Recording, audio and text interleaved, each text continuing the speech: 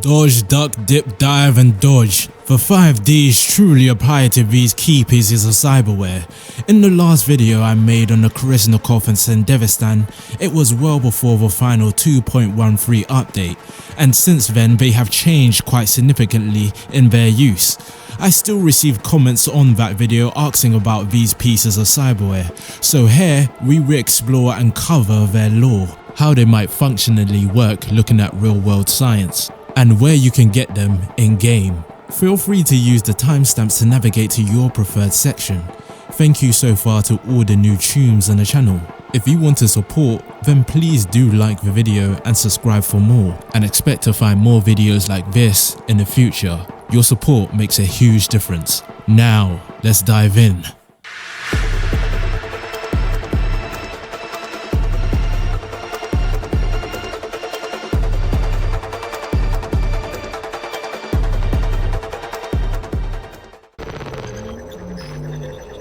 The Sandevistan is an operating system classified as speedware, slows down the perception of time, and is both its most iconic feature and its most frightening. Right now, your brain processes information at an average speed based on neural connections and activity in your cortex. The Sandevistan would enhance specific brain regions, likely the prefrontal cortex for decision making and the parietal lobe for spatial awareness, as well as the occipital lobe for visual processing. This upgrade will allow your brain to absorb and interpret sensory data at a rate that would make the world appear to move in slow motion. Think about processing the trajectory of a falling glass, not over seconds, but milliseconds, giving you ample time to even observe the moment and then act. The world would appear to slow to a snail's pace, but you would be moving normally. Processing speed isn't enough if your body can't keep up. The Sandevistan would connect directly to your spinal cord and motor cortex, reducing the delay between thought and action. Advanced signal boosters would ensure these commands reach your muscles almost instantly, bypassing typical biological lag. This would result in increased speed. A bit more hypothesis here, but to maintain such high speeds, the Sandevistan might release neuromodulators like acetylcholine, responsible for sharpening attention and improving motor learning, or dopamine to enhance focus. This chemical cocktail would ensure peak performance during activation, which makes it all the more of a feat as to why it was so impressive for figures like David Martinez in Edge Runners to activate it as much as he did, not to mention V and Adam Smasher. Overclocking your brain takes significant energy. The Sandevistan would require an advanced biothermal generator to harvest energy from the body heat and heat sinks, or a nano battery relay that could store power and recharge during the rest periods. Accelerated neural activity generates heat. If you didn't know, thinking actually burns calories. The implant might then employ microfluidic cooling systems, channels of coolant fluid circulating through the implant, or thermoelectric materials to prevent overheating, achieved perhaps by using synthetic blood. The flood of information processed during activation could overwhelm the user, leading to disorientation or sensory overload. Intensive training would be necessary to handle this influx without freezing up. How Edge Runners portrays the Sandevistan is much closer to the lore. The Sandevistan in Cyberpunk Red has a 1 hour cooldown period, meaning it's not a piece of cyberware that can be used constantly, normally. But since users like V can use it constantly, it only goes to add how truly insanely powerful figures like them are. Requires someone with an abnormally high tolerance for cyberware integration. Surefire way to go cyber psycho, you mean? Installation. Realistically, the implant would require highly invasive brain surgery, possibly involving a craniotomy, and robot-assisted tools to ensure microelectrodes are precisely placed in key brain regions and spinal pathways. Post-surgery neurorehabilitation would be essential. Users might undergo VR training programs to safely adapt to their enhanced processing speeds and reflexes. A linked neural interface could allow users to adjust settings, manage activation durations, and even install software updates to enhance capabilities. Or it might become a part of their subconscious programming, able to think and activate it as natural as breathing. The Kerenzikov, classified as a reflex booster, doesn't just enhance your reactions, it redefines them. By bypassing the brain and accelerating reflexes, this implant turns ordinary reaction times into something that can literally dodge a railgun shot. Your natural reflexes rely on reflex arcs, neural pathways that skip the brain entirely, triggering automatic reactions like pulling your hand away from a flame. These reflexes are fast, but the Kerenzikov would amplify them to such an unprecedented speed. By embedding signal amplifiers into key nerves, the system would reduce latency to almost zero. Imagine a split-second reaction so fast, you're dodging a bullet before your conscious brain even registers it was fired. The Kerenzikov would likely include micro-electromechanical systems embedded into muscles, enhancing contraction speed and strength. Synthetic tendons would replace natural ones, improving elasticity and resilience. These upgrades would allow users to move with speed and precision that makes us non-cybered normies look like sloths. Kuroshi and other eye-tracking technology combined with gyroscopic sensors could predict movement trajectories. For example, if someone swings a punch, the system would analyze the trajectory and automatically trigger a dodge before you consciously process the threat. It's not just faster, it's predictive. Integrating artificial enhancements with natural systems is tricky. Ultimately, the body at this point is a machine system that would need an AI-driven adaptive neural interface that would constantly adjust the implant's output to prevent misfires or mismatched responses. Enhanced muscles would be prone to overuse injuries or strain.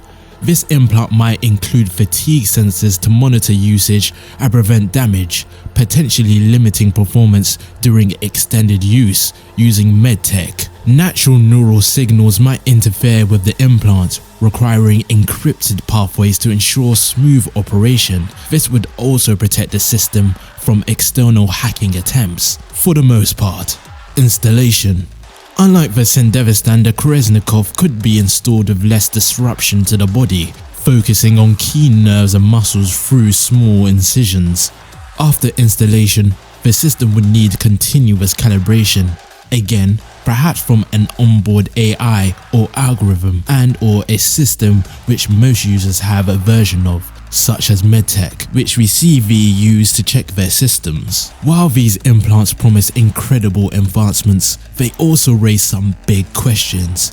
Would users become so dependent on their upgrades that they feel crippled without them? Could this lead to identity crisis or addiction to augmentation? Mike Pondsmith has quoted that Cyberpunk is a cautionary tale on human augmentation, as we increasingly drift toward a world where this becomes more and more a reality with corporations at the helm. It is something to think about. Would only the wealthy or corporate-backed individuals might be able to afford these implants? Would this exacerbate societal divides? Would cyberware become the ultimate status symbol? With neural implants connected to external systems, hacking or remote overrides also become more terrifying as a possibility. Who really is in control? Okay, now let's shift to where to get these implants in-game. There are 4 manufacturers available to you for your Sandevistan. Dynalar, specialist in chrome-plated cybernetic arms for women and full-body conversion. Zetatech, specialist in wetware computer hardware and software design. Militech, specializing in weapons manufacturing and private military contracting. QIAN T, a subsidiary of QIAN T with deep links to Arasaka, the security, banking and manufacturing giant. Sandevistans can be purchased at any Ripper dock, but real tunes go to Vic. The Dynalar Sandevistan has an effect that slows down time by 50%, has a 5 to 15 crit chance depending on the tier, and 5 to 15 crit damage again depending on the tier. Its duration is 8 seconds with a cooldown of 55 seconds. It's a reliable and balanced piece of cyberware, perfect for those who just want a steady crit boost during combat and don't want to break the bank. Zetatech Sandevistan slows down time by 30% normally and 60% in mid-air. It boasts a 3 to 12% damage, 6 to 24% damage in mid-air, and plus 25 to 40% damage for headshots and weak spot damage. It also reduces fall damage by 30%. This Sandevistan is great for aerial assassinations, high damage multipliers, and fall protection, making it ideal for you cybernetic ninjas. The Militech APOGEE slows down time by a phenomenal 85%. It boasts a 15 to 20 headshot damage, crit chance and crit damage. Neutralizing enemies extends the duration by 10% and restores 22% to stamina. This Sandevistan is high risk, high reward, as it allows you to extend your usage by dealing with your enemies very quickly. Militech Falcon slows down time by 70%, boasts a 5 to 10% damage, 5 to 15% crit chance, and 5 to 10% crit damage. Neutralizing enemies extends the duration by 5% and restores 10 to 12% to health. A solid choice for endurance fights. Survivability meets consistent crit power.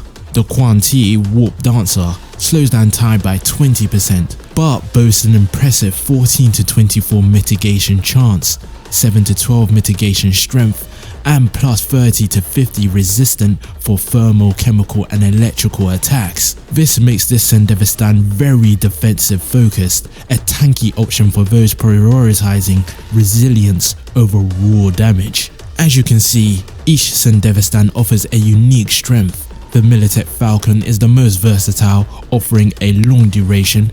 The Zetatech Sandevistan is the most powerful in terms of damage, offering up to 40% headshot damage in the air. QIAN T allows for great damage mitigation and increased strength, making it great for heavy builds. Dynalar is a great starter Sandevistan, allowing you to upgrade its tiers into something that is very usable. But iconic pieces of cyberware, the APOGEE, offers high risk, high reward, allowing you technically to have the longest time in this Sandevistan slow down pace.